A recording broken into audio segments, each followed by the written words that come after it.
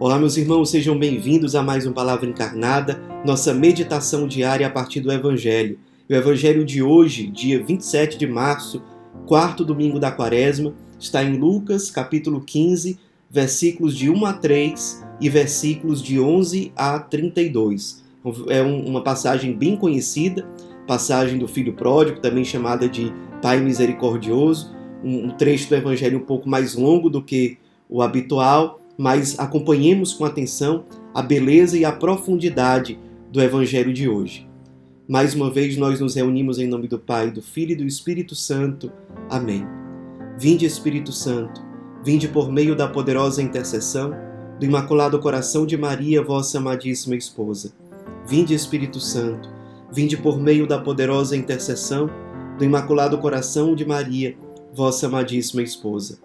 Vinde, Espírito Santo, vinde por meio da poderosa intercessão do Imaculado Coração de Maria, vossa amadíssima esposa.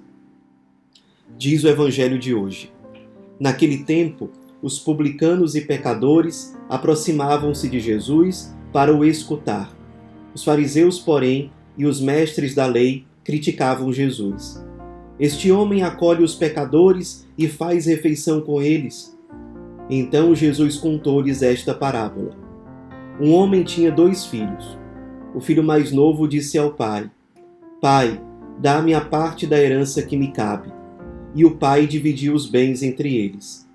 Poucos dias depois, o filho mais novo juntou o que era seu e partiu para um lugar distante. E ali esbanjou tudo numa vida desenfreada. Quando tinha gasto tudo o que possuía, houve uma grande fome naquela região, e ele começou a passar necessidade. Então foi pedir trabalho a um homem do lugar, que o mandou para seu campo cuidar dos porcos. O rapaz queria matar a fome com a comida que os porcos comiam, mas nem isso lhe davam. Então caiu em si e disse: Quantos empregados do meu pai têm pão com fartura, e eu aqui morrendo de fome? Vou-me embora, vou voltar para meu pai e dizer-lhe: Pai, pequei contra Deus e contra ti, já não mereço ser chamado teu filho. Trata-me como a um dos teus empregados. Então ele partiu e voltou para seu pai. Quando ainda estava longe, seu pai o avistou e sentiu compaixão. Correu-lhe ao encontro, abraçou-o e cobriu-o de beijos.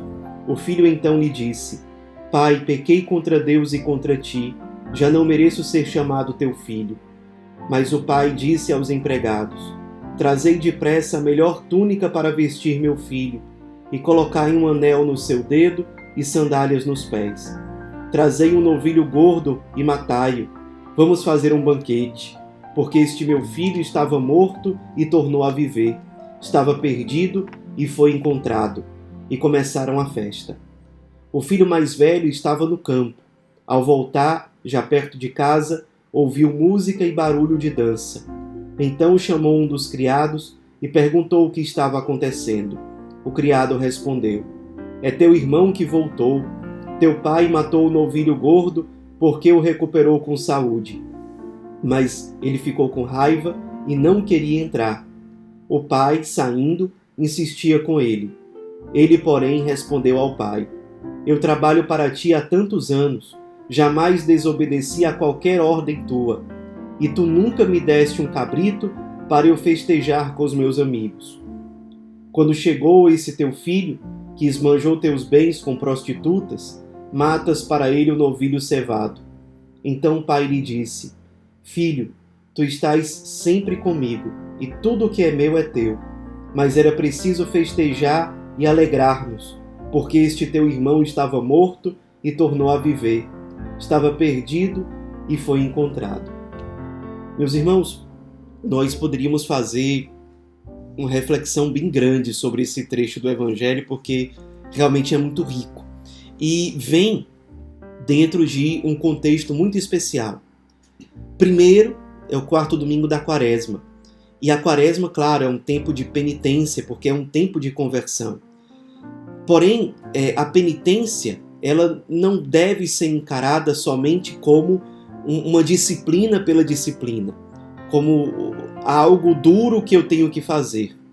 Mas nós podemos ter esperança e motivação e sangue no olho para fazer penitência exatamente porque nós confiamos na misericórdia de Deus. Quem desconfia da misericórdia de Deus não tem o ânimo, a motivação correta para fazer penitência. Nós nos mortificamos, nós fazemos jejum, nós intensificamos a nossa oração, nós buscamos ser mais virtuosos, porque nós confiamos que a misericórdia de Deus nos acolhe e é capaz de nos transformar. A Quaresma, sim, é tempo de penitência e é tempo de conversão. E é isso tudo porque a Quaresma é um tempo de renovar a nossa esperança, renovar a nossa confiança na misericórdia de Deus, que não desiste de nós. Em segundo lugar, esse trecho do Evangelho é significativo de forma especial porque ele aparece para nós 2 dias depois de 2 acontecimentos importantes. Primeiro, o Santo Padre fez a consagração da humanidade inteira ao coração imaculado da Virgem Maria e especialmente da Rússia e da Ucrânia. E nessa ocasião, o Papa nos convocava como igreja a deixar portas abertas para a misericórdia. Ele falou muito claramente, muito intensamente sobre o tema da misericórdia. Nos convocou a não desanimarmos por causa das nossas quedas, por causa das nossas faltas. Dizia o Papa, se nós caímos, levantemos novamente, busquemos a confissão. E ele ainda exortou os sacerdotes do mundo inteiro a serem misericordiosos, chegando a dizer que se não existe no sacerdote uma disposição para acolher o pecador e ser canal da misericórdia de Deus, é melhor que nem vá atender confissão. O Papa exortou a todos os cristãos, todos os católicos, a deixarem as portas abertas à misericórdia, a abrirem as portas para a misericórdia. Ele chegou a dizer também que no centro dos sacramentos não estão os nossos méritos, as nossas forças, senão a nossa fraqueza é que determinaria a validade e a graça dos sacramentos.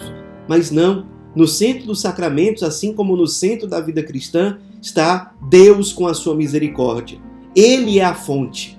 Busquemos essa fonte. A fonte não é nós mesmos.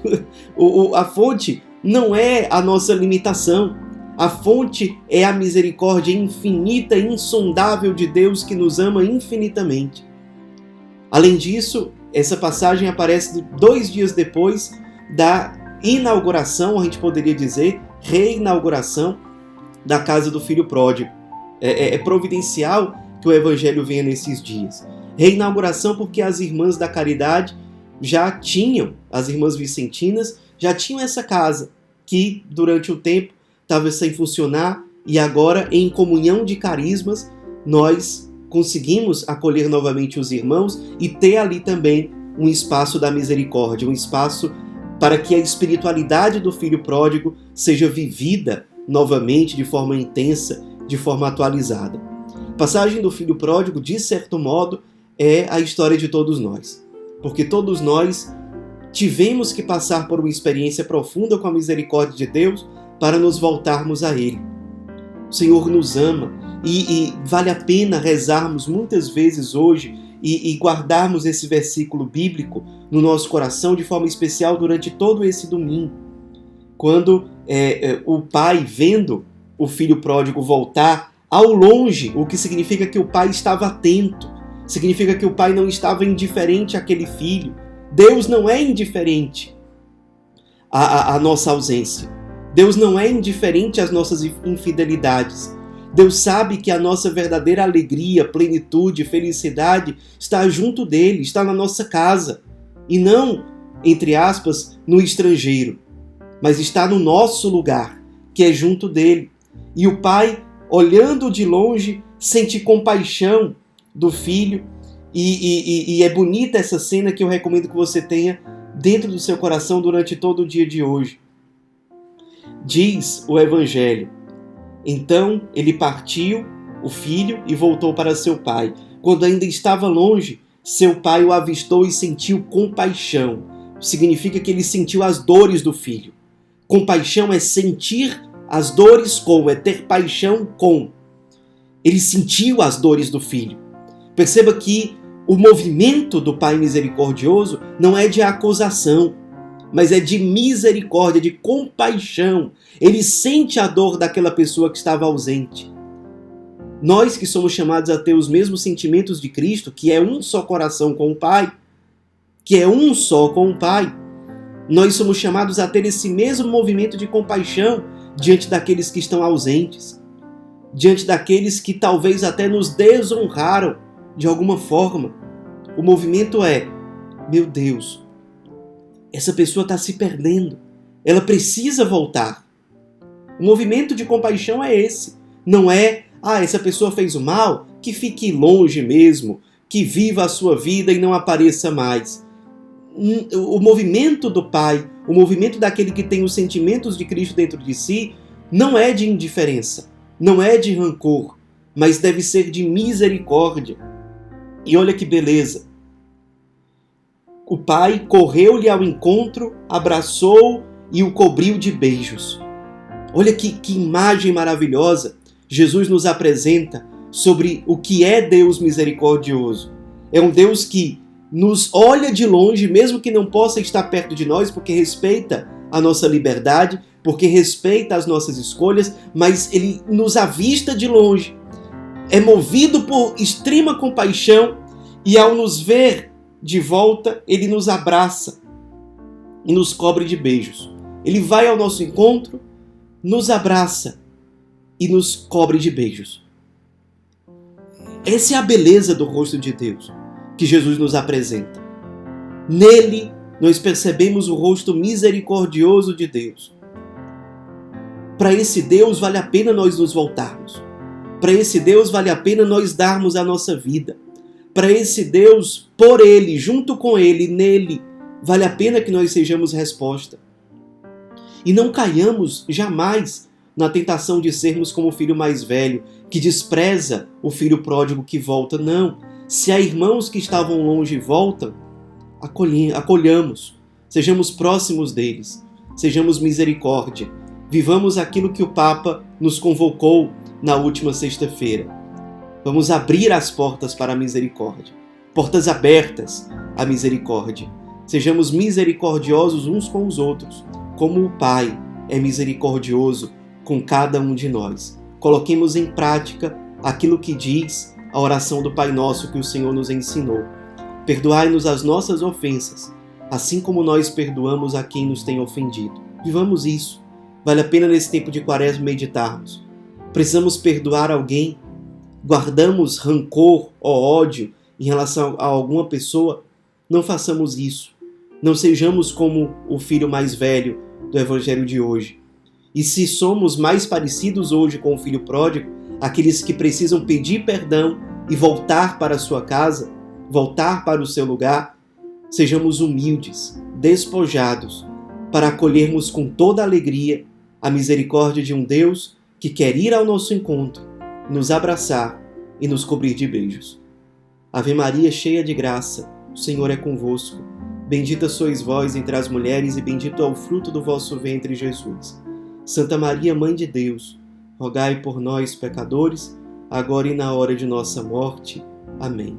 Em nome do Pai, do Filho e do Espírito Santo. Amém.